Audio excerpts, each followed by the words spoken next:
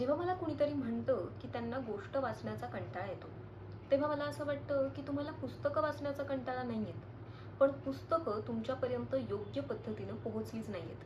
म्हणजे बघा ना, आपण एका अशा संस्कृतीचा भाग आहोत जिथे लहानपणापासूनच आपण गोष्टी ऐकत मोठे झालो आहोत. मग त्या आजी आजोबांनी सांगितलेल्या गोष्टी असो, शाळेत घडलेले गमती जमती असो, किंवा अगदी टी व्हीवर सुरू असलेल्या मालिका असो, आपण गोष्टी ऐकत आणि पाहत मोठे झालो आहोत. म्हणजे गोष्टी ऐकायला स्वाभाविकपणे माणसाला आवडतातच. यामागे एक सायंटिफिक रिझन सुद्धा आहे.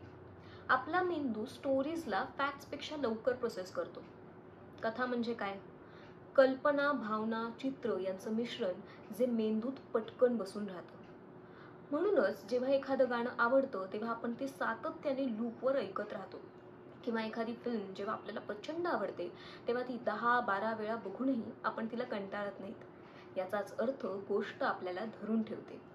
नमस्कार, मी वर्षा वासुदेव आणि द बुक बिन या माझ्या यूट्यूब चॅनलवर तुमचं स्वागत करते. आपल्यापैकी बऱ्याच जणांना पुस्तक वाचनाची आवड आहेच, त्यांना ती सवयही लावायची आहे.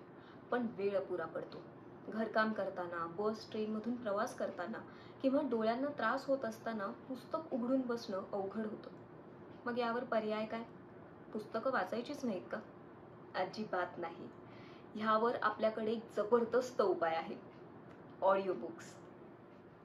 ऑडिओ बुक्स म्हणजे कुणीतरी दुसऱ्यानं संपूर्ण पुस्तकाचं वाचन तुमच्यासाठी आधीच करून ठेवले, जे तुम्ही कानात हेडफोन्स टाकून कधीही कुठेही ऐकू शकता. चालताना, प्रवास करताना, स्वयंपाक करताना, अगदी झोपण्यापूर्वी देखील. कुणीतरी समोर बसून प्रत्यक्षात गोष्ट ऐकवतंय असाच हा अनुभव आहे. ज्यांना डोळ्यांचा त्रास आहे, दिवसभर स्क्रीन समोर काम करून डोळे थकतात, किंवा एकाग्र होऊन पुस्तक हातातच घेता येत नाही, अशा सगळ्यांसाठी ऑडिओ बुक्स प्रचंड उपयोगी ठरतात. सध्या सोशल मीडिया, यूट्यूब आणि अनेक स्वतंत्र ॲप्सवरती हजारो पुस्तकं उपलब्ध आहेतच. मी आज तुम्हाला माझ्या आवडत्या काही ॲप्सबद्दल सांगणार आहे. Number 1, Audible. हे ॲमेझॉनचं ॲप आहे. यात मराठी, हिंदी, इंग्रजी तिन्ही भाषेतील पुस्तकं उपलब्ध आहेत. इंग्रजी पुस्तकं जास्त उपलब्ध असल्यामुळे जर तुम्हाला इंग्रजी वाचन सुधारायचं असेल, इंग्रजी बोलणं सुधारायचं असेल, तर ऑडिबल हा एक अत्यंत सुंदर पर्याय असूच शकतो. Number 2, Storytel. स्टोरीटेल हे माझं पर्सनल फेवरेट आहे.